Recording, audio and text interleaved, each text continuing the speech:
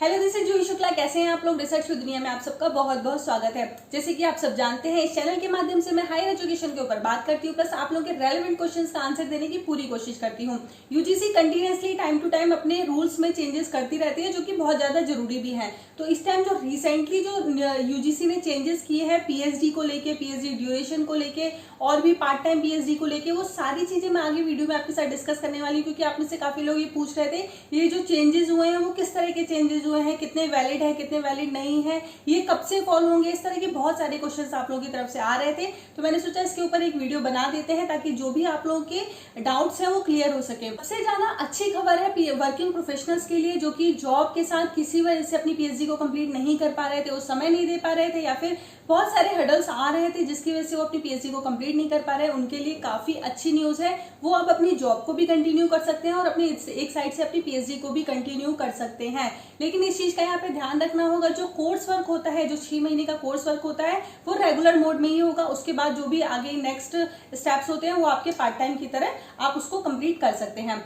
चलिए अब हम बात कर लेते हैं कि यूजीसी के जो रूल्स चेंज हुए हैं जून में, वो उसको क्लियर कर दिया गया है, फाइनल मुहर लग गई है। 2022-23 जुलाई से वो कंटिन्यूअसली फॉलो भी होने शुरू हो जाएंगे। जैसे कि अब जो भी वैकेंसीज आएंगी, जो भी पीएचडी के लिए वैकेंसीज आएंगी, उसमें वो सारे रूल्स फॉलो किए जाएंगे। सबसे पहले हम बात करेंगे कि अब 4 साल जिन्होंने अपना ग्रेजुएशन कंप्लीट किया है, 4 साल देके, यानी कि स्पेशली बीटेक वाले स्टूडेंट कह सकते हैं या फिर बी फार्मा वाले स्टूडेंट कह सकते हैं, इन लोगों के लिए काफी अच्छी खबर है।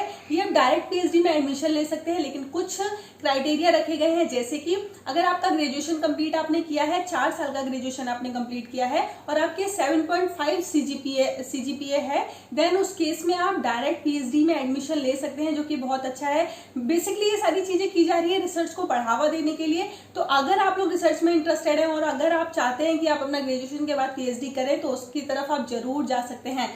यहाँ पे आपको एक चीज ध्यान देनी होगी, ये सिर्फ उनके लिए है जिनका 4 साल का ग्रेजुएशन है। जिनका 3 साल का ग्रेजुएशन है वो यहाँ पे डायरेक्ट अप्लाई नहीं कर सकते। इस चीज को आप ध्यान रखिएगा।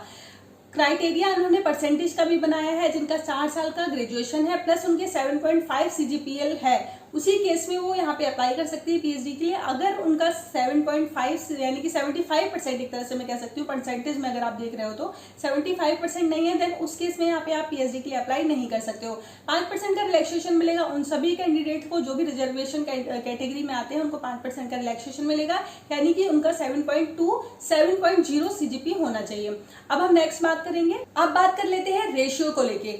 रेशियो अभी तक कोई भी डिवाइड नहीं था। अभी तक जो भी पीएचडी में एडमिशन होते थे वो डायरेक्ट जितने भी एडमिशंस आते थे या जितने भी यूजीसी नेट वाले या एनटीए वाले जिस तरह से भी आते थे, एडमिशंस आते थे, उसके ऊपर डिपेंड करता था, उस तरह से एडमिशन ले लिए जाते थे। लेकिन अभी चेंजेस कर दिए गए हैं। अभी रेशियो डिवाइड कर दिया गया है 40:60 का, यानी कि 40% सीट बुक रहेंगी यूनिवर्सिटी एग्जाम के लिए, प्लस 60% जो सीट्स होंगी वो बुक रहेंगी, जैसे कि नेट जेआरएफ का एग्जाम हो गया, गेट का हो गया, स्लेट का हो गया। इस तरह का कोई भी एनटीए एग्जाम या फिर कोई भी नेशनल लेवल का एग्जाम अगर आप क्लियर करके आते हैं तो 60% सीट्स आपके लिए होंगी।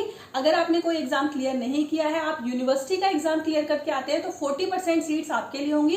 तो ये एक तरह से बैलेंस हो जाएगा। अच्छा है, दोनों के लिए अच्छा है। जो किसी वजह से नेट नहीं क्लियर कर पा रहे हैं या फिर किसी भी वजह से नेट क्लियर नहीं कर पा रहे हैं, उनके लिए भी 40% सीट रिजर्व है, प्लस 60% उनके लिए रिजर्व है जो एग्जाम दे के आ रहे हैं, जो कोई भी नेशनल एग्जाम क्लियर करके आ रहे हैं, उनके लिए 60% रिजर्व रहेगा, जो कि काफी अच्छा पॉइंट है। मुझे लगता है कि काफी अच्छा पॉइंट है। अब हम नेक्स्ट बात करेंगे।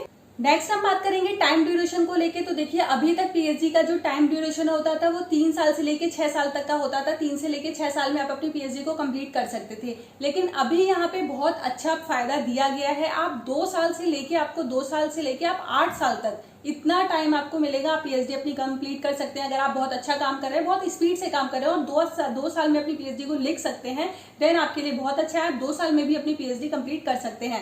लेकिन अभी तक ऐसा नहीं होता था। आप 2 साल में अपनी पीएचडी कंप्लीट नहीं कर सकते थे। आपको 3 साल तो लग ही जाता था, 3 से 4 साल 5 साल लग जाता था। लेकिन अगर आप स्पीडली काम करते हैं, अच्छे से काम करते हैं, टाइम टू टाइम सारी चीजें करते हैं, तो आपकी पीएचडी 2 साल में कंप्लीट हो जाएगी। वहां उधर उस साइड अगर आपको देखा जाए तो 6 साल तक आप आराम से अपनी पीएचडी कर सकते हैं। वहीं जो लेडीज कैंडिडेट है, जो वीमेंस कैंडिडेट है, प्लस जो भी रिजर्वेशन कैटेगरीज में आएगा, यहाँ पे मैं मेंशन कर दूंगी, उनको 8 साल तक का समय मिलेगा। यानी 2 से लेके वो 8 साल तक अपनी पीएचडी को कंप्लीट कर सकते हैं, यानी कि 6 साल में अपने पीएचडी को आराम से बाइंड अप करा सकते हैं। कोई भी इश्यू नहीं आएगा, कोई एक्स्ट्रा फाइन नहीं लगेगा, किसी तरह के हर्डल्स नहीं आएंगे। नेक्स्ट बात कर लेते हैं कि कब से ये फॉलो होगा। तो सबसे बड़ी बात कि ये फॉलो आपका होने लगेगा जून में। ये चीजें क्लियर हो गई हैं, इस पे मुहर लग गई है। जो भी यूजीसी ने अपना जो भी रूल्स चेंज करने थे, वो जो भी भेजा था, ड्राफ्ट क्लियर होके आ गया है, ड्राफ्ट में मुहर लग गई है। यानी कि अब जो भी न्यू एडमिशंस आएंगे उसमें इस तरह की सारी चीजें होंगी, यानी कि आपके सारे रूल्स रेगुलेशन फॉलो होंगे। बस इस चीज का आपको ध्यान रखना है। आपने अगर 4 साल का अपना यूजी क्लियर किया है, यानी कि आपका ग्रेजुएशन 4 साल का है, यानी कि आपका बीटेक है, बी फार्मा है, इस तरह का कोई कोर्स है, प्लस आपके परसेंटेज 7.5 सीजीपीए है, उसी केस में आप यहाँ पे पीएचडी में डायरेक्ट अप्लाई कर सकते हैं। अगर आपकी परसेंटेज कम है या फिर आप क्राइटेरिया को फॉलो नहीं करते हैं, तो उस केस में यहाँ पे पीएचडी में आप अप्लाई नहीं कर सकते हैं। लेकिन ये इस तरह से जो भी प्रोसेस बन रहा है वो सिर्फ रिसर्च को बढ़ावा देने के लिए है, ताकि अच्छे रिसर्च पेपर्स आए, अच्छे रिसर्च में अच्छा काम हो। नेक्स्ट मैं बात करूंगी रिसर्च पब्लिकेशन की। वो सारे स्टूडेंट्स जानते हैं जो भी पीएचडी कर रहे हैं या फिर करना चाहते हैं कि उनको रिसर्च पब्लिकेशन देना होता है, यानी कि अपने पेपर पब्लिश करने होते हैं पीएचडी के, जब भी वो पीएचडी अपनी कर रहे होते हैं। तो उस केस में आपको वैलिड जर्नल में ही अपने पेपर को पब्लिश करना है। ऐसा नहीं है कि आप किसी भी जर्नल में पेपर पब्लिश करते हैं और वो वैलिड माना जाएगा।